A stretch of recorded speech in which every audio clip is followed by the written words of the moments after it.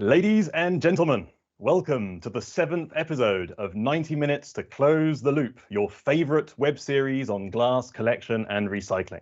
In today's topic, we will be kickstarting a dialogue between the tourism sector, which is a key pillar of Europe's economy, and for some parts of Europe, an absolutely vital part of the economy, and the glass collection and recycling value chain. While tourists are visiting and when tourists leave, the waste management sector, and in our case, glass collection and recycling, needs to make sure that major seasonal variations do not lead to problems in the value chain, as our goal, as Close the Glass Loop, is to reach 90% of glass collection and recycling across the EU and UK by 2030. But that's not all. Europe's attractiveness as a touristic destination should also hinge on its ability to properly manage waste and preserve the environment around touristic destinations. As usual, we like our episodes to be highly interactive, so please get involved in the chat, raise your questions and comments, and I will be raising them with our fantastic lineup of speakers today. And to get us started, let's launch a first Slido poll. As we're talking about tourism, we'd like to know, which kind of tourist do you identify with the most? Are you the hiking adventurer type, the sunbathing sloth, the sightseeing nerd, the gourmet maestro, or are you the party animal? Let us know, and please do get involved in the discussion. It's also great to see that we have over 100 attendees joining this session, with a great balance from the glass manufacturing and supply chain, packaging recovery organizations, waste management and recycling sector, as well as brands and fillers. So welcome to all of you. And also really interesting to note that we have attendees joining from 35 different countries, including Panama, Jamaica, Aruba, Tanzania, and many more. Welcome. And as usual, we have Portugal as our #1 country of attendance. So hello again to all our friends and colleagues in Portugal. So without further ado, I would like to introduce our first speaker today. We have the honor of being joined by Cláudia Monteiro de Aguiar. She is member of the European Parliament and has been a very active member specifically on tourism policy, as she was the rapporteur for the EU strategy for sustainable tourism. Cláudia, welcome, and thank you so much for taking the time to be with us. Hello. Let me say one hello to everybody, and especially after seeing these statistics too, it's with huge pleasure that I see that Portugal is really present here, attending this our debate, this kind of debate. Thank you, Jean-Paul, for the invitation, and to be here to share some of thoughts, but also some of the perspectives that we are working and analyzing at the European level, but particularly on Parliament, on the European Parliament. For some years that we are working also here in the European Parliament in a tourism task force, something inside the Transports and Tourism Committee in the European Parliament, where we raise and when we bring the discussions, the debates, to help us, the co-legislators, to create, well, the rules, the pathways, the laws that can help enterprises, that can help destinations from the different member states to support enterprises, support boards, public institutions, to analyze what is the pathway for tourism and what we want to do. So being here with you today brings me also to remember one of the strategies that I was responsible on the last year. It was a strategy for sustainable tourism. Of course, that the establishing of this strategy that was adopted in March of 2021 by the European Parliament, we had in mind different aspects and the context of the economy and how Europe was dealing with the pandemic crisis. So this was a kind of rebuilding the industry, giving responses, giving a plan for the pandemic crisis. But then we wanted also to put in this strategy the refocus on the governance policy with the framework of the union. We have here Eduardo Santander, and we together as stakeholders, as a huge community of stakeholders that work for and in tourism industry, we want all to refocus the governance policy in the union. So this was important also to have in this strategy. But the 2 points that come to this discussion, I think that is what we delivered on the strategy, that was, let's strengthen the industry, let's put all together the initiatives for the industry to have a sustainable, a responsible, and a smart tourism. And this can only be built if we plan well, if we have a good planning for the future of the industry, with all the challenges that will take place in these next years, and that come from the side of the demand, but also from the offer side. So in these 2 points, what the European Parliament asked for the Commission was to develop an action plan with actions in a timely manner, with a new strategy for tourism, because the one that the Commission had was from 2010, and those challenges, maybe some of them are still the same, but nowadays we need also to have a good look for what are the new goals, even the European goals of the Green Deal, the impact of the Green Deal in the enterprises, and how we can have at the European level a mechanism to support, to monitor the small and medium enterprises with focus in what happened and what is happening now in the context of Europe too, regarding liquidity, regarding lending and transparency. So these were the points that we mentioned it out when it comes to sustainable tourism. And at the European Parliament, we also look for sustainability and to all tourism sectors in the point that we think that it's important to make all stakeholders to account what is the future economic, social, and the environmental impact, and what are the needs of visitors, of the industry, the impact of environment and local communities. So this impact with all these levels needs to go with new business models, or to refresh the business models. We all know that the industry creates an ecological footprint worldwide, that it needs to be acknowledged exactly. We need to understand what's the percentage of the emissions of the sector. So what we feel at the European Parliament that is a real huge need is where there is a lack of accurate quantitative and qualitative metric data on the effect of tourism on sustainabilities. And this delays sometimes our decision-making process, not only from the private sector, but also from our side, from the decision-making public policies.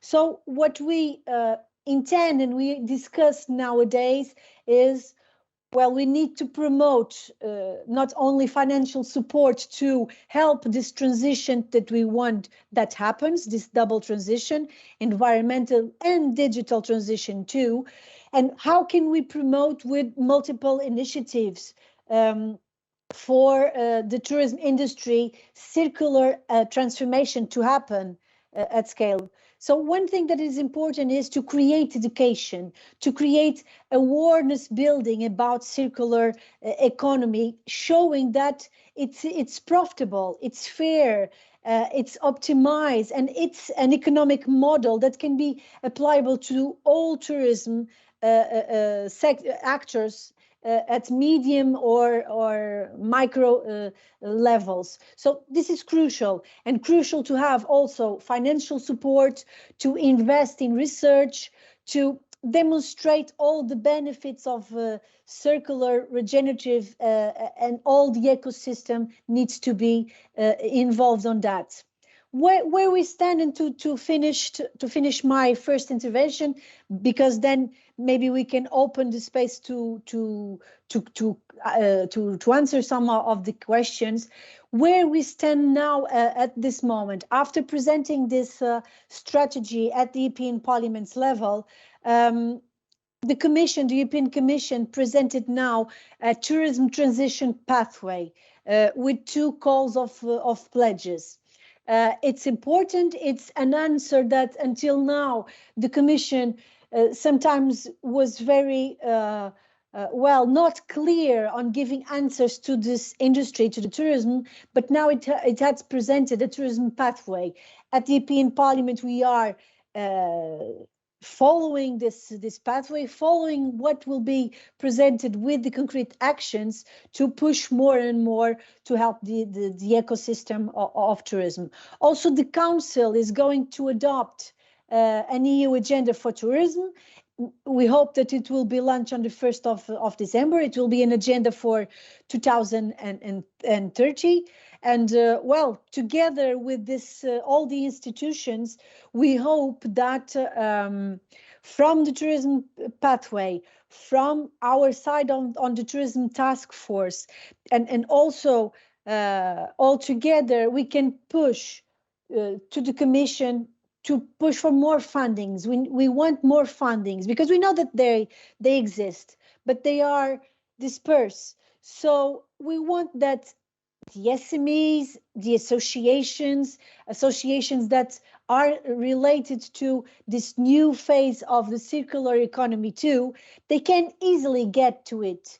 So here, I think that's also an opportunity for the glass collection and also the recycling value chain to have a kind of support that is needed. And that's why we are presenting this pledge and this commitment to the tourism transition pathway, and work together as co-legislators to help implement new processes, and to help enterprises or associations to go to the fundings that already exist. For the EU agenda for 2030, well, we are expecting that this can be a long-term strategy with the focus on sustainability, to create measures to contribute, as I said, to this transformation of the industry that needs to be more resilient to the external influence, and that needs to run, from our perspective in the European Parliament, needs to be run in parallel with the tourism transition pathway. So we are working now at the Parliament, once again, also with a specific pilot project for 2023 budget on waste management to reduce litter and to improve collection and recycle chain. So we are working on this for the next budget that we will have in 2023.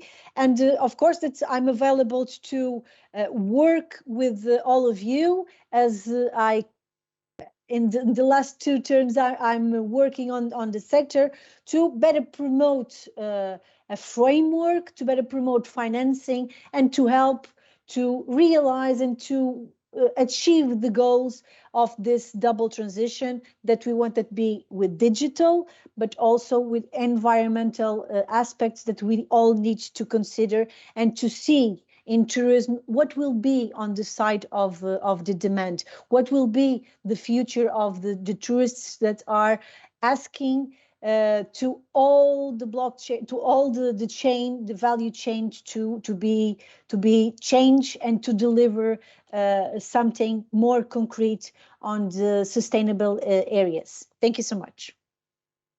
Thank you, Cláudia, for giving this overview and also the call for action to the glass collection and recycling value chain. I think that's well heard. And in fact, I'd like to react to something that you said around the difficulty of getting information and indicators, metrics to try and also quantify what it means to have sustainable tourism. And in the packaging sector, for instance, you see that at the level of an individual bottle. It's relatively difficult also to capture the full assessment of one product. So I imagine at the level of tourism, it must be extremely difficult. And then if you look at that compared to the specific activity that we're dealing with here in this platform related to glass collection and recycling, that's a very, very small part of the sustainable tourism agenda. So just maybe to give us an idea, what are actually the key impact categories when you look at it from an environmental sustainability point of view of tourism that you are focusing on, just to give us a sense of scale of what packaging might contribute in all of that? Well, from our side, it's difficult. It's difficult, as you said, to analyze it particularly state by area by area. What we do at the European level, at least in the European Parliament, is to strengthen all these initiatives and ask for metrics, because also, UNWTO has this charter on sustainable tourism. We also, at the European level, we are trying to push from different actors, not only from hotels, the hotel chain, but also from restaurants, from different kind of also the waste management.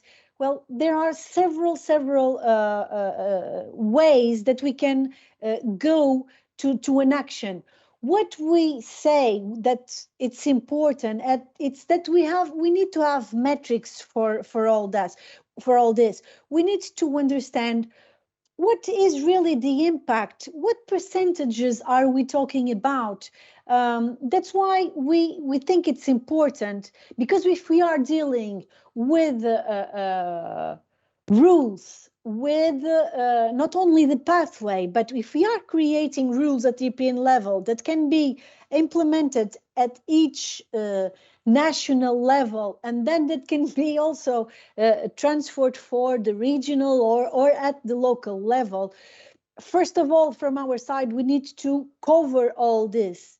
That's why we are asking for some years to the European Commission, I don't know, to set up, I don't know if it's an agency. We also call for a European agency for tourism, or it can be an observatory, but we need to monitor. We need to understand in each sector or with each actor in this value chain, what are we talking about? What percentages? Because that could give us a better way to create the rules and to create it on a balanced and on a fair way, not to put all the pressure in one part of the industry and let the other ones to do not have it on a fair way. So clear metrics, control, monitoring, and this could be a very good institutional cooperation among all the EU institutions. So that is our perspective. I know it's not a clear answer for you, for the sector, but firstly, for us, I think that we need to have a big hat to understand what are these criteria and what is the way for this creation of sustainability and sustainable pathway. No, and it's not an easy one to answer. I mean, this question of metrics, it's key in policy making, because you want to make decisions that are related to a robust methodology. But then you hit reality, and reality is extremely complex. It's difficult to isolate one factor from another. But hopefully in the glass value chain, there are some initiatives that have produced results, and maybe that's something, also a call for action to the platform, to see how we can translate those results into actual environmental improvements and percentages. That's not always so easy. But thank you so much, Cláudia, for having taken the time to be with us to share a little bit your perspective on where policy for tourism is headed in the European Union, and hopefully we'll be able to contribute to that from the glass collection and value chain perspective. Thank you, Cláudia. Thank you so much. So that was a policy perspective from Cláudia in the European Parliament, having worked on a number of files in relation to sustainable tourism. And now we are joined by our next guest, our next keynote speaker, Eduardo Santander. He is the executive director of an organization called the European Travel Commission, which very broadly promotes Europe as an attractive touristic destination around the world. And he will be telling us about how we can safeguard Europe's attractiveness as a touristic destination. Eduardo, welcome, and thank you so much for taking the time to be with us. Well, thank you for this opportunity to join the discussions on glass collection in touristic destinations. I'm really delighted to talk to you today in the Close the Glass Loop. Well, it's also always great and a huge pleasure to talk, to share the stage and to talk after Cláudia Monteiro de Aguiar, who has been pivotal and absolutely instrumental, you know, to the further industry of travel and tourism and hospitality, as a huge partner within the European Parliament, helping us pushing regulation, pushing legislation, but also convincing the European Commission and other institutions and also member states to put tourism in the forefront of their policy agendas, which, by the way, it's not the case still today. While everybody obviously would like to go on a holiday, tourism is not considered by many governments and policymakers as a priority still. And this is a fight that still has to be fought. And obviously, these past years of pandemic has demonstrated the value of the lack of value that when tourism is not existing or it's not having any activity, you know, the impact that it has in societies and in people's life, in people's livelihoods. But yeah, you know, let me maybe start giving you a hint of what we do, so that you understand what is our cooperation with the European institutions and, you know, what kind of value can we provide to the dialogue that you're having and you know, to the very much repeated term of sustainability in this kind of broad concept that I would like to narrow down what it's, you know, where we can make a change or not. So the European Travel Commission is actually a rather old organization. We're also based in Brussels, very close to the Parliament, but you know, we were created back in the 1940s, concretely in 1948, as part of the Marshall Plan after the Second World War. So we were coming after a big crisis, if you want, in Europe, with a destroyed economy, a destroyed civil society. There was, you know, it's still very much resentment about war and so on. And, you know, some wise men and women thought that tourism could be the catalyst for growth, but also for peace and for European cohesion, which, by the way, it is still very much the case. And when we talk about now war situations with Ukraine and, you know, like we do still believe that tourism can be then, when the war is over, a huge catalyst for keep people going with their lives and, you know, to build bridges that were literally and also in a way more philosophical way destroyed in this past month and as we talk right now, sadly. So in concrete terms, what is the importance really of tourism for Europe and, if you want, for the European Union? When we talk about Europe, it's because we conceive Europe as a regional entity, including members, mainly members of the European Union, but also, let's not forget, destinations such as Norway, Switzerland, or, you know, the Balkans, some Balkan states that are not belonging to the European Union yet.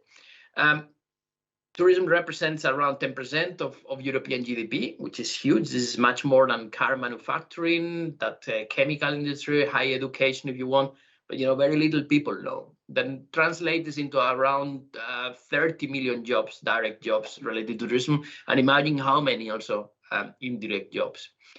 At the same time, you know, what we call now the tourism ecosystem enables the European continent to sustain its cultural and natural heritage. When we talk about sustainability as such, you know, it's about sustaining what is the spirit of a place, if you want. When people think about, especially outside of Europe, when they think about Europe, they have that kind of preconception of what Europe entails and represents, in terms of values, like could be human rights, the power of democracy and the rule of law, which inherently is why people like to come here, not only because of its beautiful diversity, the different languages, the different cultures, customs, landscapes, whatever you name it, you call it, but people come because of the dream of feel like a European, at least during the period of holidays. We actually very much focus on long-haul markets and, in measuring the perception of people about Europe and its destinations per se. You also have to understand that tourism has a very asymmetric component when it comes, to development. Some European destinations started in very early days, some of them even back in the 19th century, whereas others, practically started to talk about tourism and developing some kind of tourism infrastructure only recently, around 20 years ago.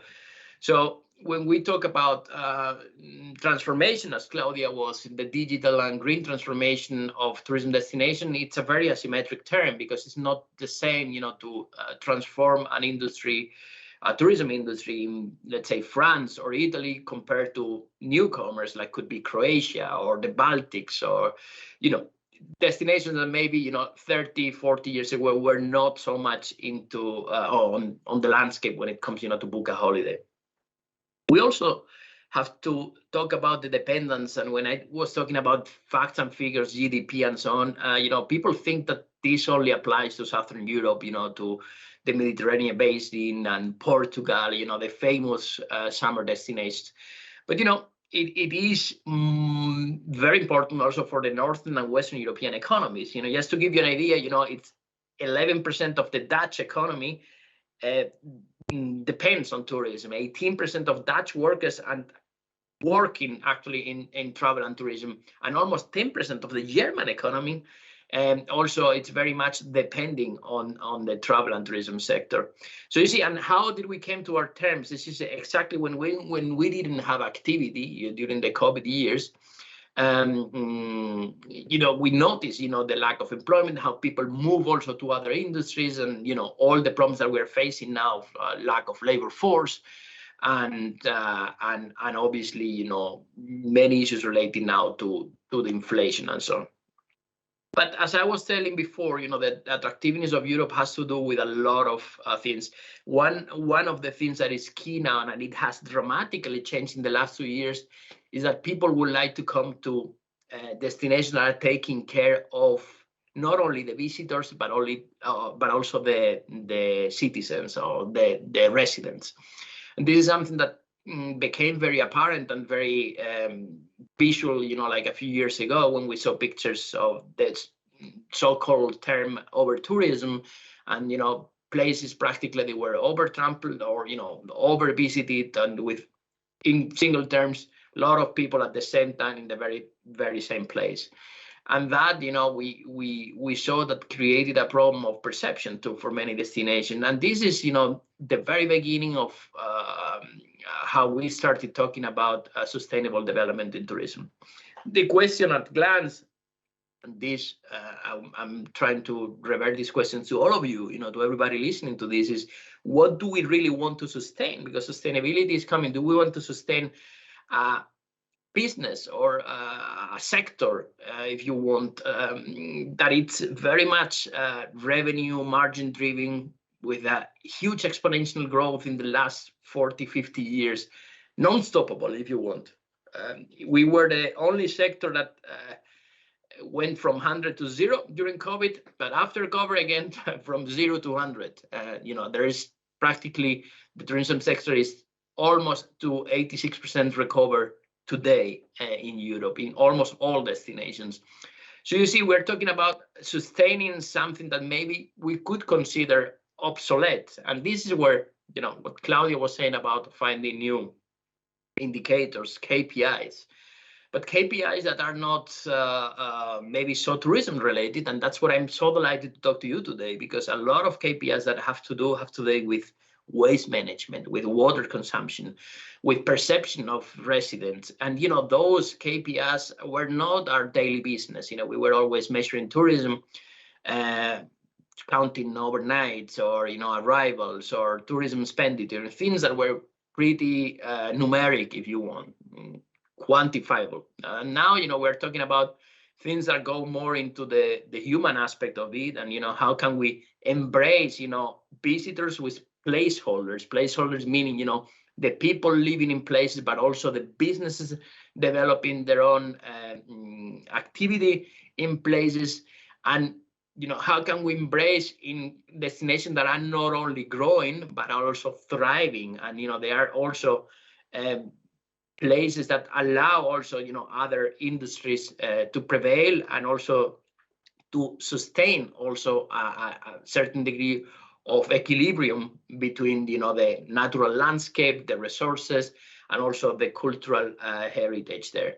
And this is what the whole dialogue, if you want, became very complex, because people obviously are very attracted to places that other people go to.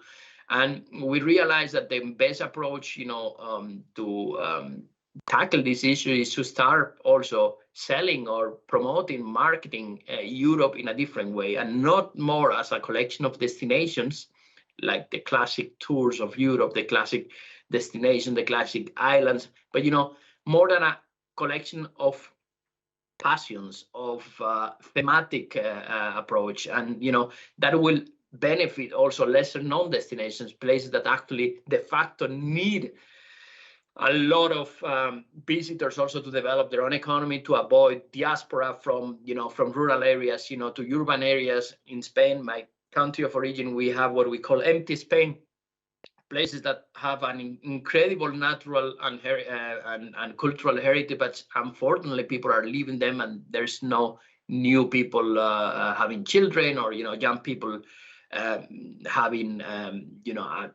livelihood or a perspective of a livelihood that would allow them to stay there and thrive there. So what I will try to say is that we have to change in this kind of transition pathway, as the Commission call it. Is we have to start thinking very much out of the box, taking into account that this is a process which is not engineering driven. We don't have to change basically what we are doing. We have to change our mindset. And this is where the complexity of change comes into place, because we are all habit animals, and we don't tend to will or to wish to make huge changes in a very short period of time, unless we're forced to, like during COVID. And this is where ETC is doing a huge work, like being very vocal with regards to sustainable issues, and how can we not stop traveling, because the solution is not to tell people don't travel, stop travel, don't take the plane, use the bike only. It's not about like a train versus plane, bike versus car. It's about traveling better, and traveling better means that we need a huge educational process here. And I think education has to do a lot with waste management, and definitely with glass, where people have to take also their own responsibility when it comes, to decision making. And here, I think Europe is at a very, very forefront on leadership in the world, and people are actually looking at Europe as a place setting the example for the rest of the regions of the world. So I will try, this is more the holistic view of what we are doing. Obviously, we do a lot of research concerning trends and prospects, all available on our website and for the further public. We do advocacy. That's what Cláudia and myself have worked together for almost 8 years now.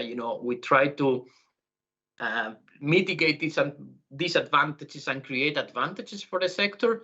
Many of them have to do with policy, like visa facilitation, how can we get a more welcoming continent, but also all the issues of accessibility.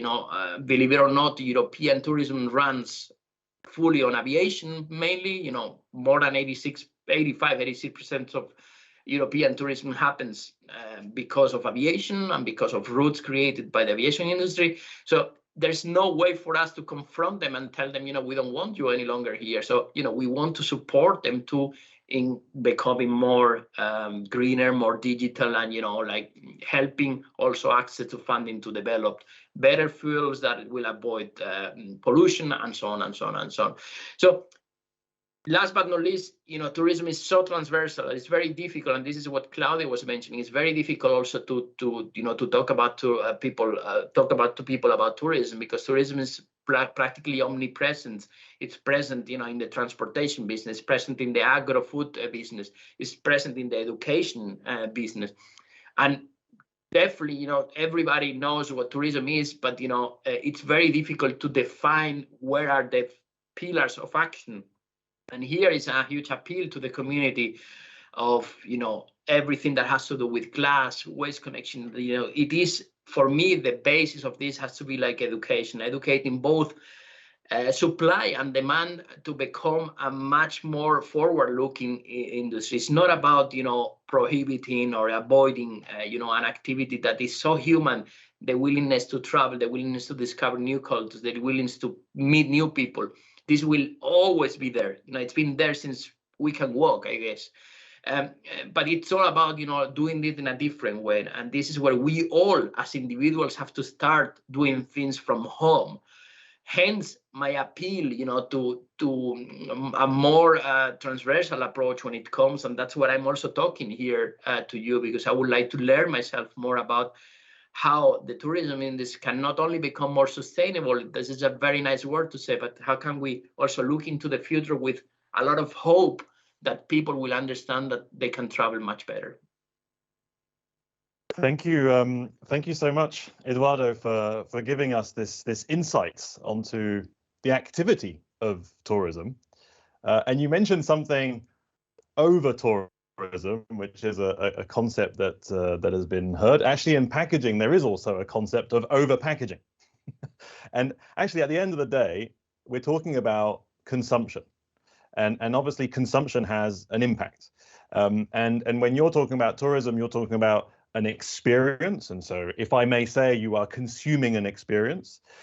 And probably there are lots of places, as you were mentioning, in the center of Spain, where there is an untapped potential to experience new things. But then from a waste management perspective, you would think, well, maybe there isn't the right infrastructure from a waste management perspective to deal with these kinds of new experiences. And in a way, tourism is almost its worst enemy, because, the more people you get to a place, possibly the less attractive it becomes if it's not managed responsibly. So maybe I would like, just before we move on to the more kind of focus on the glass collection part, maybe just a reflection from you on, how can you integrate better then this waste management component into the development of a touristic destination? Do you already have some ideas on how you could work better with this kind of sector? So it's almost like a call for action as well to us in the platform. Well, there are already many initiatives in the sector, in particular in the hotellery, and you mentioned Hotrec is one of your members or cooperation partners. The hotellery is doing a great job already, collecting waste. But there is like the visible waste, and there's the invisible waste, which could be also caused by means of transport, and it's all a matter of choice. The problem of choice is the value incentive gap, and right away to tell someone, going on holiday to make an effort and to suffer going on holiday, that's not a good deal. Everybody willing to go on holiday wants to have fun. Doesn't want to overthink about this. And let's admit it, to go on a holiday or to be a tourist, something has this kind of hedonistic, egoistic approach, that we want to have like a special moment for a period of time in our lives. And here is where we have to intervene, is to change the perception, particularly in Europe. Believe it or not, 96% of European destinations, no matter if summer or winter destinations, suffer under seasonality, meaning that single things or simple things like policy changes with regard, for instance, school holidays or, like teleworking now and so on, you will make a huge impact in redistributing the tourism flows. For some reasons, and historically seen, there is this kind of exodus from north to the south in the summer. In the winter, people tend more to stay in mountain regions. Some people go to ski, some people, or go to the islands in the Atlantic Ocean, because it's milder there. So, but then we do it normally at the same time all the time, and this is something that we could start changing, and it's just an adjustment. You don't have to change anything. You have to tell, you know, maybe in some Southern European destinations, the summer starts already May and ends sometimes, like in my region in Spain, sometimes even at the end of October or November. So the real summer from a temperature point of view. So why are we keeping, you know, like the school only closed, you know, those July and August, you know, maybe we can redistribute this and, you know, look into benchmark from other destinations and allow people also to travel all over the year and redistribution resources. And last but not least, coming back to your very question there, you know, I think we need really educational process, you know, very, very bottom up, you know, from the very early years of development of education of our societies. You know, we need to embed, you know, the question of the scarcity of resources. We base our economies on thinking that everything was unlimited, and we know now that the planet has limited resources. Maybe our great parents didn't know it, and, you know, fair play to them. They, you know, they wanted to live better, but now, you know, we know for sure that this planet has its own limitation, and it's showing signs that, you know, we should stop over consuming or over, you know, over producing. And waste management, for me, it's a practical, very tangible example of things that can be transpolated or, you know, really used with a different terminology in the overuse of places too, or the over visiting of places, or the over activities of places that cannot allow, you know, to have so many visitors at the same time and for too many days a year. No, that's an interesting one to try and, you know, distribute more evenly the tourism, because yeah, it does have a big impact on waste management. These seasonal variations. I think we'll be seeing that in a minute from some of the case studies, and it's interesting how such a policy can naturally then affect waste management and how everything is connected, even if the waste management sector might not be directly involved in such an advocacy on, you know, seasons and school policies, for instance. So maybe that's food for thought for the future. Eduardo, thank you so much for having shared your insights and for having taken the time to be with us. You're very welcome. Thank you. Brilliant. So that was an overview of tourism. It took us a little bit away from, you know, glass collection and recycling, naturally, but now we will be deep diving, into glass collection and recycling with two case studies. And our first case study is coming from Spain, and we are joined by Beatriz Egido. She is Director of Corporate Communications and Social Responsibility at Ecovidrio, and she will be telling us about the initiative Bandera Verde in Spain. Beatriz, welcome, and the floor is yours. And a quick unmute. Quick unmute. I'm sorry. Thank you so much. Thank you all for attending this session. I'm actually so glad of being here, speaking about holidays, summer, tourism in the middle of November. So it is a very nice session we are having today. I'm going to tell you about one of the most successful campaigns we have in Ecovidrio. It's called Movimiento Banderas Verdes in Spanish, or Green Flags Movement. It's a campaign which is designed very specially designed for a public of interest that you are gonna share with me their importance in the green transition, which is the HoReCa sector. The HoReCa sector in those regions in Spain with more income of tourism in the peak season, in summer in our case. So our target is the HoReCa sector, and secondly, the local governments. Banderas Verdes, or Green Flags Movement, is a campaign which has a double perspective. Let's see.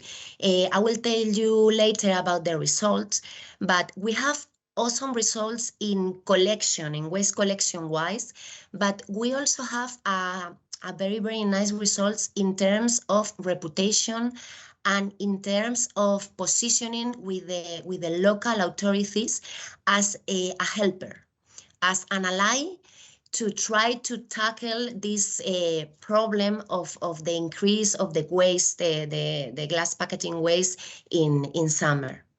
So I will go through the presentation. A brief introduction about Spain and tourism. Enrique was telling us about facts and figures in Europe. For Spain, tourism is our most important industry. The last figures we have say in last summer we had 16.8 million foreign tourists in summer, and 17.5 million domestic trips in summer. The tourism represents for Spain 7.2 of our GDP, and it has suffered a great decrease, as you can imagine, due to the pandemic situation, because in our best times it was almost a 14 of our GPT. So this pandemic has been for everybody a tragedy, a human tragedy. But in the case of Spain, it has been an economic tragedy, because this is our most important industry.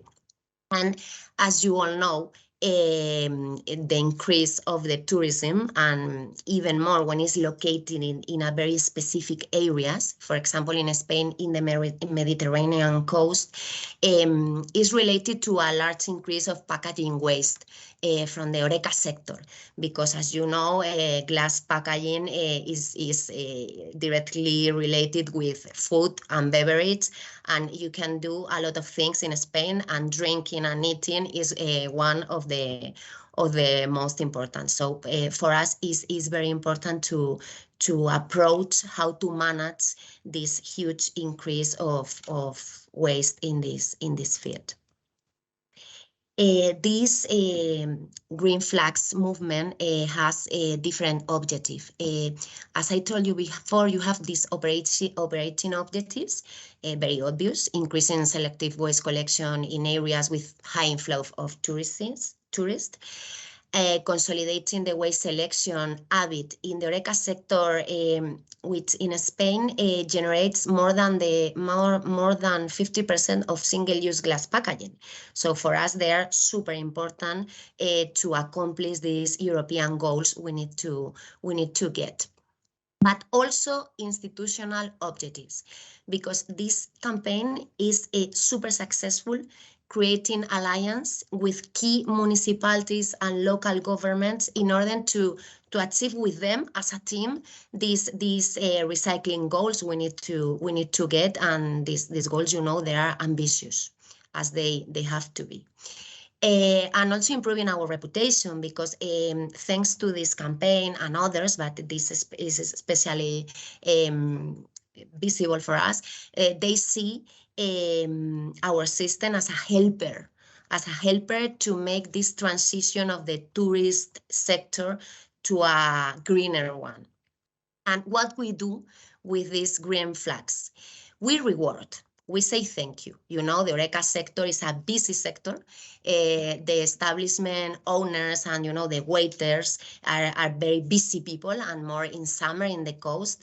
And we reward them for their efforts of making a good separation, glass separation and waste management. But also we reward the efforts and the activism of the municipalities, the local governments. We make like we call it a healthy competition between cities and villages. I have to say they are very willing to compete among them. This is Green Flags at a glance. We cover these 5 regions of Spain, the Mediterranean coast, mainly, Catalonia, Valencian community, Balearic Islands, Andalusia, region of Murcia, because they have the highest income of tourists in 2 months, let's say. We collect in that regions like the 30% of the tons we collect in the whole year. So you can see the importance of making a good management. And we deliver green flags to the winners. I will tell you before how is the competition, but you see in Catalonia, we deliver the green flags according to the population and extension they have. In Catalonia, we deliver 2 green flags to cities or villages. In Balearic Islands, it's smaller, but once. You can see the distribution in the map. But we also reward the establishment, the most sustainable establishment. We reward 2 establishments in Catalonia, 3 in Andalusia, and so on. Last year, we got 135 municipalities competing with us. And every year is increasing the number. Okay, so we have 135 mayors or city councillors that say, okay, I want to be greener, I go with you, Ecovidrio, and I want to win my green flag to my city. How we deploy the campaign. It takes like 5 months to deploy the campaign. We start engagement with the engagement of the participant municipalities. Of course, we go one by one to present the criteria, the needs, the objectives. For example, last summer, we went to 150, I believe, and 135 say, okay, yes, I'm on board. In May and June, we set individual recycling objectives per municipality. This is very important. We set every year an objective of increasing per city, not a general objective. For example, this year we need to increase 10% the glass recycling. No, depending on the city, depending on their history, recycling history, depending on the population, depending on their HoReCa sector, we establish one by one objectives. We engage the participant establishment, and this is a huge work because we visit in the field 15,000 of establishments in the coast, hotels, pubs, nightclubs, cafeterias. 15,000 is a lot. We have 72 people in the field visiting. There they accept or not accept to be part of the campaign, and we take advantage once we are there in the establishment to check if they have infrastructures to separate and to recycle. For example, these special bins we deliver freely for them to make the recycling process easier and more comfortable for the professionals in the HoReCa sector. We check if they have the proper number of street containers to make the recycling process quick and easy and safe, because glass, it could damage. And we make a nice work with them because we inform them, we tell them the environmental advantages of recycling, the European goals. We make a very nice, in my opinion, a very nice work in the field. In those months, we also create a special media and social media kit for municipalities. And this is very important. You will see later why. But as I told you before, they have to be our allies in this campaign, and they compete. So we ask them to spread the message of the importance of recycling in the HoReCa sector. So we give them like a communications kit to spread the message. In these months, we also make press conference, press releases, national, local, and in regional media. This year, we have added a special sustainability pool over 10,000 of establishments, asking them not only about recycling glass, but also about water consumption, energy efficiency measures they take, sustainable or responsible purchase, local purchase. It's a more general pool about sustainability to have this picture of how it's doing Spain or the Spanish HoReCa sector about sustainability. This pool has been very valued for our minister, for example, because it doesn't exist, you know, data collection as big as this one we developed last summer. In July and August, you can imagine, is the implementation of the campaign itself, because it's when the tourists come and they start producing waste and recycling, hopefully. And we of course, we made the monitoring of the campaign. Do we have the correct frequency for collection the containers? Do you need more bins to, you know, to separate in your local? Do you need help? We are very active on summer.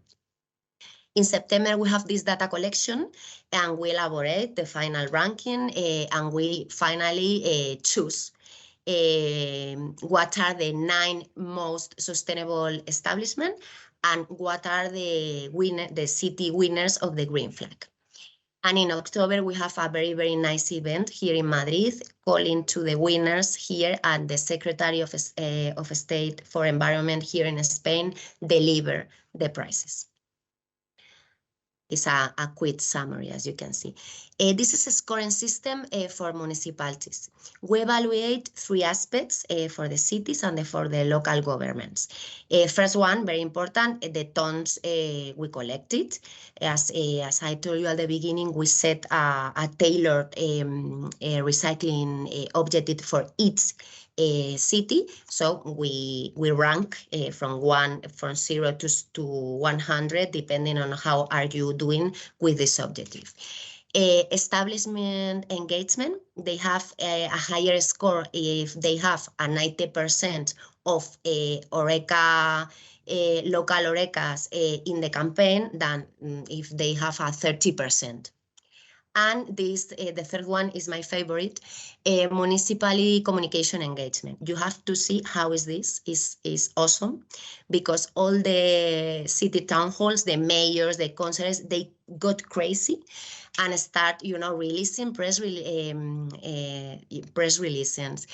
making pictures with them and with the, you know, with the owners, the establishment owners, encouraging participation, giving us free spaces in local spots for advertisement of the campaign, because we gave them points and points and points every time they spread the messages. So it was very funny to see, you know, these people all in green or recycling in social media. It was very nice. The results, as I told you before, we got 135 municipalities involved. 13,000, more than 30,000 establishments involved all over the Mediterranean coast. We visit each one of them. Regarding to collection, we got an increase of 17% in comparison with last year. And we expected even more. It's a lot, because more than 52,000 of glass packaging waste tons is a lot. But we thought the pandemic, we are feeling the pandemic consequences still. So it's a very nice result, but we expected more. We deliver more than 1,000 adapted bins for free. We located more than 600 special containers, and this is very important because this campaign is a good excuse for the municipalities let us to make more content, to put more containers in the streets. So if we don't do this campaign, then they tell us no, because, you know, we have a space, the cars need to park. But with this campaign, they let us to put more and more containers. Well, here are the winners. These were the winning cities. And they came here to Madrid last month. That man you see with the arrow over his head is the Secretary of Spain of Environment in Spain, and it's an honor to us. He delivers the Ecovidrio's green flag to those mayors you see, the winners. Here you have some facts and figures about this sustainability pool we made to have a picture about how it's doing the sector in more general terms. And here you have the winners. This was the establishment owners who actually won. They were super proud, and the prize we gave to them was free advertisement in the local media to make to have more customers to them. About you know, PR and media coverage, it was huge. All the national and regional, the most important media in Spain has talked about this campaign and the importance of a responsible HoReCa sector in terms of glass packaging recycling. Here you have what I told you before, the mayors and the city councils in their social media trying to have these scores of communication. And that's all. I'm sorry for the delay. Brilliant. No, thank you so much, Beatriz. And as Eduardo was saying, you know, we need to build a responsible consumption, responsible touristic destinations, and this is an example of a campaign that's trying to raise awareness about how to make that happen. So that's really interesting. And Beatriz, you'll also be part of the panel in a minute, so we'll be able to go into a little bit more detail on some of those activities. So you will be back, Beatriz. Okay. And in the meantime, we will now travel to Greece, which is another major touristic destination in the EU. And I'm joined by Christos Reklitis. He is project manager at HERCO, the Hellenic Recovery and Recycling Corporation. Christos, welcome. And Christos will be telling us about the Bluebells initiative in Greece, focusing more than on the actual collection of the glass. Christos, over to you. Thank you very much. Good evening to everyone. I will try to be fast. Let's see what is the situation in Greece concerning glass recycling. Do you see the presentation? Yep. Okay. First of all, let's see the big picture. The separate glass collection from HoReCas is been operated for the last 10 years. We have set up until now more than 10,000 bins, bells, at the nearest point to 20,000 HoReCa businesses in order to collect pure glass packaging. Our contractors pick up the content and take it to the processing plant. We also recover glass from another stream, a mixed stream, oriented to households. After sorting process, the glass is ready to be sold to the glasswork for melting. Starting the presentation, in the first slide, we can see the forecast of 2022 regarding the put on the market and the glass quantities. I would like to point out here that HERCO is responsible only for the affiliated quantities, not for the total put on the market quantities, which is around 25,000. So in 2022, we have estimated that we will achieve more than 40%, while the national target is 60%. Now we have the two streams, the two main streams. The HERCO has established for the collection the Bluebell, as I have said, which is mainly addressed to HoReCa businesses, while the Blue Bin is the basic infrastructure for the collection of all packaging material from households. Now the glass from the blue bell is transferred to one of the 3 sorting plants before being sold to glasswork. And the glass from the blue bin is transferred to one of the 33 sorting centers for separation. And then the separated glass is transferred to sorting planks and then to glassworks. Here we can see the difference between blue bell and blue bin regarding glass.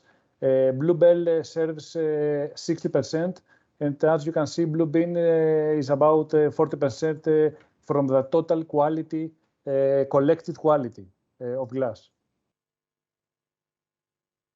Now, we use equipment in order to help businesses. We have approximately 10,500 bells, plastic and metallics, ones in public and private spaces. We use plastic mostly in private spaces and metallic for hotels which have private spaces.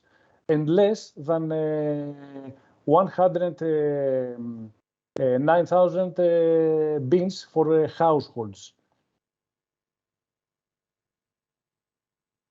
For internal use, we have a blue bin, wheeled blue bin, in order to provide, in order to make the work easier for businesses, and a small bag for internal use. Both equipment is for internal use.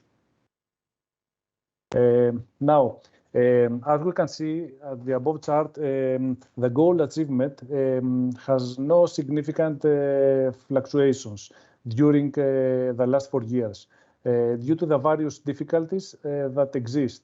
We will mention below. We can say that it has remained almost stable in recent years, despite all the efforts that have been made. Let's see what happens in the tourist destinations. We have more than every year, more than 30 million tourists who come to Greece for vacations, with most of them entering the country during the tourist season, which means May to September or October. The most famous touristic destinations are islands, which is in Greece. We have 227 inhabited islands, and only 53 of which are over 1,000 inhabitants. So HERCO has contractors and serves 27 islands where many HoReCa businesses are operated.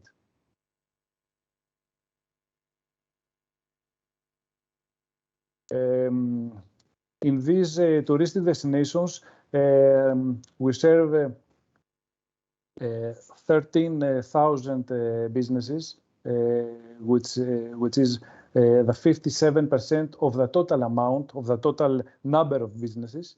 And we have put 6,000 blue bells, which is the 50% of the total amount of blue bells. Business, as we all know, is hotels, restaurants, and cafe, bars, and clubs. Next slide. Okay. Now we can see the produced recycling quantity at tourist destinations. 60% is the total glass recycling in a tourist destination, and 40% in non-tourist destination. In conclusion, those tourist destination has the biggest part of glass recycling. Okay, we talk about peak season here. When we say peak season, we mean May to October, the period May to October. So regarding the peak season, the 70% of the total amount of the collected glass packaging is produced during this period, which is May to October. Now, let's talk about as for difficulties. We deal with to catch the target, especially on the islands. There are several reasons. The first and the most important problem is the absence of legal obligation. Unfortunately, we haven't yet any system of controlling what is thrown into the bins and by who, so that the authorities or municipalities can impose a fine. Secondly, many businesses hire temporary employees during peak seasons, and because of that, because of the great amount of work, their priority is customer service. So usually the glass ends up with a rest of waste and not in blue bell or blue bin. Thirdly, except for the hotels which achieve better results, there is a shortage of free spaces for bins or bells in islands, notably in the area where the most bars and clubs are located. A very good solution is the development of collection door to door, but unfortunately the cost is very high, so it is usually chosen in special occasions. Finally, contrary to other countries, there is no glass market. I think this is the most important. Contractors who collect the glass deliver the glass to sorting plants for zero price. On the other hand, sorting plants sell glass at the nearest glasswork, which is in Bulgaria or other plants in Turkey or Italy, where transportation needs shipping. In other words, transportation charges are very high. It is an extra burden for the financial of the glass market. And last but not least, I would like to mention the upcoming DRS system. We are expecting the implementation of deposit reverse system by the July of 2023, which is going to affect us. By planning this new scheme, a great amount of responsibility, maybe more than 40% of the quantities, of the total quantities, will be transferred from HERCO to the new DRS system. So maybe the same day next year, we are completely different about this situation. Thank you very much for your attention. Thank you, Christos. And in addition to all the actual challenges of collecting the glass and finding an outlet for that glass collection in Greece, you then have the policy challenge of trying to work in a field that can change, as you say, within a year. So that just adds a level of complexity, and it's not always just about the operations, it's also about the policy framework. So thank you, Christos. You will also be part of the panel just now. So actually, let's get straight into it, right? Our panel on glass collection in touristic destinations, and joining us, obviously, Beatriz and Christos. But in addition, we have Christophe Baron. He is sourcing leader for OI in France. Hello, Christophe. And we also have Anna Diniakou, who is Business Project Development Manager, a colleague of Christos at HERCO. And welcome also to Anna. Good evening to everyone. Good afternoon to you. So I'd like to turn to Christophe first, because that's quite an interesting profile. You're representing a glass manufacturer, and we've heard from Spain how they're trying to increase awareness on the importance of collection. We've heard from Greece how they're actually trying then to collect the glass. What happens to the glass afterwards, and how do you deal with seasonal variations, and especially from your experience in France, Christophe? So So good afternoon for everybody. So yes, we have in France big activity of tourism, and particularly in the southeast of France. And let me explain if there is a consequence on quality and the quantity, and what is the real impact, and what we do with that as glassmaker who are in France. We supply all the glass for the municipalities. So we have to assume this huge quantity and how we manage that. So first of all, about quality. Is the collection on summer is better, or what is the quality?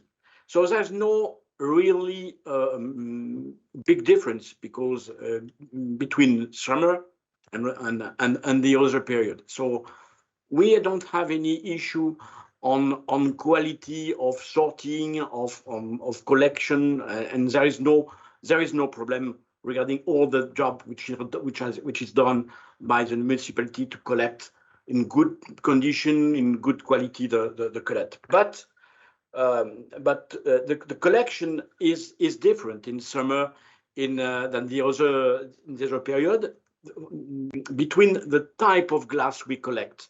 So in summer in France we have many consumption of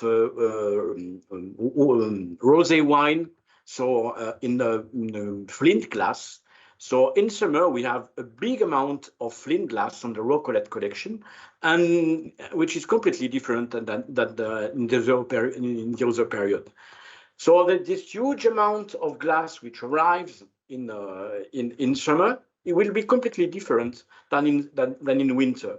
So we have to take care about this type of collection, because we treat the glass on summer, but it will be also used in the furnace in winter.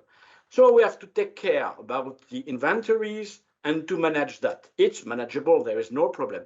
But it's a fact that this color variation on the glass have an impact for the glass makers, and we have to take care of that. And we take care, and with a good relation we have with our treatment center and the plant to see what is type of collet, if it's an old one or a new one. So because the variation, and I will show you the evolution of the collection in the southeast. So we collect in the southeast of France. We are close to the Mediterranean Sea, where there is many tourism. We collect around 245 kilotons per year. But as you see on the graphs, what is the variation of the quantity between the summer and the low period of collection in February. So we multiply by 2 the quantity, and our treatment center and who feed our glass factory, they need more or less the same quantity. So we have to manage that, and we manage that. We make many actions to mitigate this huge variation of quantity between summer and winter. So we make 2 big actions regarding we put in place with municipalities and with carriers, because we supply to the municipalities, but we are in charge to collect and to have contract with the carrier, the transport company, to bring the raw collet at the treatment center.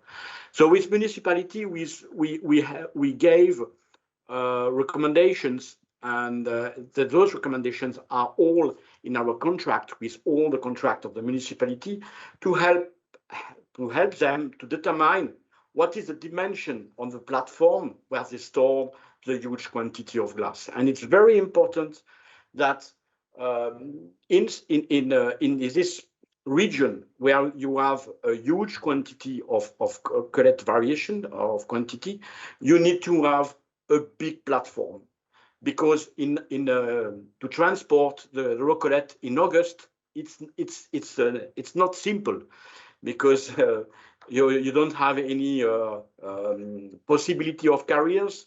They have to. It's difficult because the business is not to be is the tourism. It's not the industry of transport and so on. So we have asked to the municipality to design their platforms, and we help them to determine, regarding the quantity they collect per month, what will be the area, the superficie of this storage area. So they have this, and every contract we sign with the municipality, we validate the platform to be sure that everybody don't have issue. Because if you need, as soon as the glass arrived, you need a truck, it's not possible. Trucks are not taxi. So you have incentives about the possibility to have trucks. So you need to have places. So if you manage correctly the superficie of the storage area, then you could have less issue in summer to put to take the raw collect and to put in the treatment center. And we have a big action plan regarding our carrier, our transport company. So we sign contract for 3 years. So they are sure to have business for 3 years. So they can also adapt the holidays of the truck drivers for the summer, because the activity is intensive in summer, and it's very important to be sure that the transport company organize the holidays of the truck drivers to be sure that we can carry to take the raw collect. So we have long-term contract. We dedicate one transport company by platform. He is responsible to take all the collect, to have the contact direct with the platform, to be closed, and about the situation, the evolution of the collection, and so on. So we established this relation between the platforms and the transport companies. And then after, I don't see there is no crisis, but it's happened that it's when you have a bank holiday on middle of the week, or on the Tuesday or the Thursday, it's difficult to find trucks. And we have also some emergency cases, and we find solution with other carriers, or we pay more to be sure that they even if they make a transport empty, to take the collect, but we pay more, and we assume that this variation of collection and the issue. So here's the main action plans we manage. So in the southeast, but it's also in the southwest and other region, where the tourism activity is important, and we have this type of variation. Thanks, Christophe. We don't really realize all the logistics that goes into it when you just put the bottle in the bottle bank, and it looks like people are putting the bottles in the bottle bank, because actually that's quite good news. A peak in the touristic months. It would be sad if you didn't see that peak, because it would mean that the glass would be getting lost as well. So in a way, it's not such bad news. Anna, also to bring you in, I mean, I saw in Christophe's presentation, that Herco is serving, I think it was 27 islands. And this always seems to me to be a massive challenge. I mean, how do you reach islands, and how do you deal with travel? How do you deal with connecting the waste that you've picked up from these islands back to a sorting plant? Can you tell us about some of the challenges you face there? Yes, first of all, I would like to inform you that Herco serves 27 islands, and that we have 5 largest islands, which is Crete, Rhodes, Kerkyra, Paros, and Mykonos. The quantity of these islands, to be honest, is in an annual period is 40% of the total collected quantity. So we will try this period, specific in touristic periods. We will do our best about the collection and the transfer. To be honest, we have some problems in touristic period, because we have a problem about the shippings and all the stuffs. but we have difficulties regarding the transport of cargoes due to the fullness of the ships. Our constructors, they have to increase their services. So we'll do our best for our part, and we do the communications with the businesses to participate actively in recycling, and of course the constructors do their best for their services. Okay, and so you're trying to connect the waste that's collected to a market. It's not always easy. And Beatriz, you were also talking about how you're really trying to communicate, promote collection in municipalities with the measurement process as well of their performance. Christoph mentioned they don't really see particular changes in the quality of the material that's collected. Are you able to see any differences in the quality of the material that's collected in those high peak seasons in Spain? In general, in Spain, we have worse quality of the collection in the HoReCa sector. You cannot see the difference between seasons, maybe, it's not especially bad in summer, but in general, our quality is worse with the HoReCa sector. We are trying to implement a lot of plans to correct that.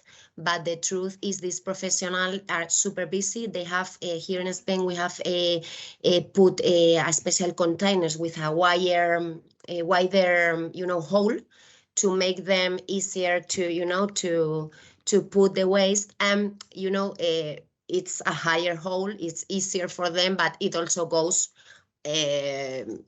different things.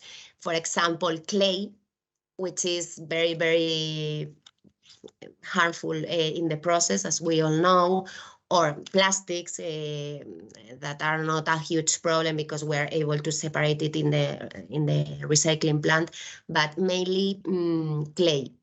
So this is a challenge here in Spain, how to improve the quality of the HoReCa, not only in summer, but in general.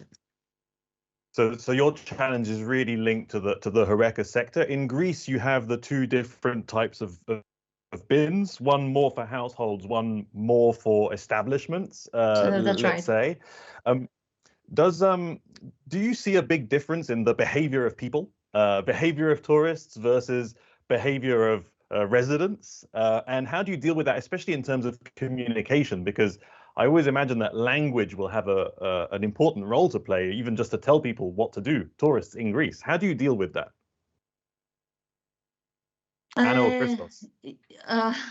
Yes, okay, I will answer about this. Regarding the tourists, we have noticed that in the most touristic destinations, consume products in glass packaging, either at hotel during their stay or at restaurants and bars where they usually have fun. So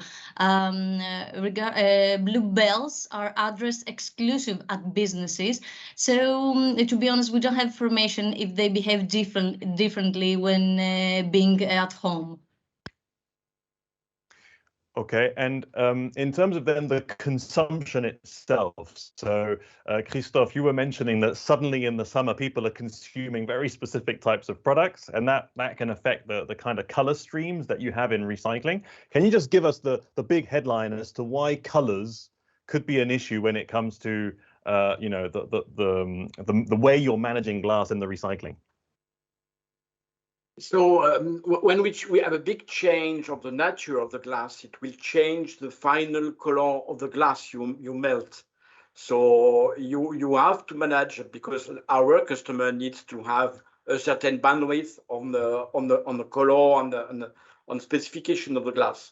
So if the main raw material we use in our furnace is moving from its chemical specification, of course, at the end, you will have a glass who move from the initial specification of the glass we have to produce. So really, we have to take care and to manage and to change our lots slowly, because when you have a big change on the inputs of the furnace, it took more or less 1 or 2 days to have the impact at the output of the furnace of the color.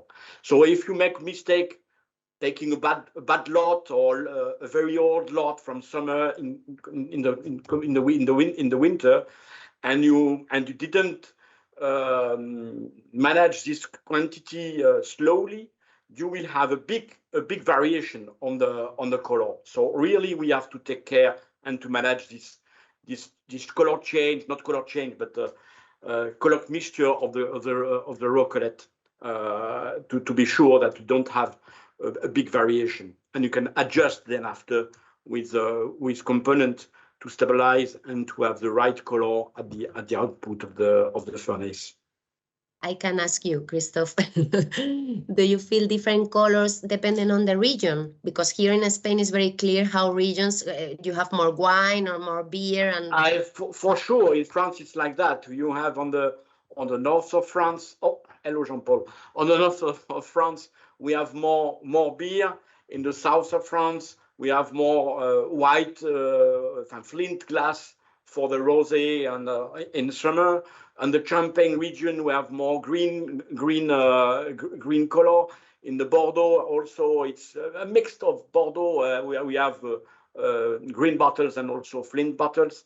And in the region where we drink beer, you could have more brown and so on. For sure, there is color variation during the full year, but also in the region. Mm-hmm. And when you put cullet from one region to another region for inventory reason, you could have to manage that. But if every changes are slow, there is no problem. The furnace manager can manage that, the color variation. But you have to take care to have no big change and in a short period. So that's all. Brilliant. Jean-Paul. Thank you. Thank you so much. Time has ran, but I think that we got a really interesting overview of the case studies in Spain and in Greece. And thank you so much for all the preparation and the hard work in getting and communicating all this information across, and a big overview of European policies on tourism and what's happening. And I think there's a clear call for action to be able to combine, the economic development of Europe through tourism with a proper responsible waste management collection system, and in particular then with regard our platform in relation to glass collection and recycling. So thank you to the four of you for having shared your insights with us today. Thank you very much. Thank you very much. So I hope you enjoyed this event. We have a final poll for you, just to see how much you actually learnt in this process. So please do answer. How much more familiar are you with the challenges of glass collection in touristic destinations? Give us a rating. Hopefully you'll be much more familiar now with some of the challenges and will be able to act upon them so that we reach our 90% goal by 2030. Let's cross fingers that we can get there. Thank you for following our web series, and we will be back with our next episodes in 2023. So thank you, take care, and goodbye. Bye.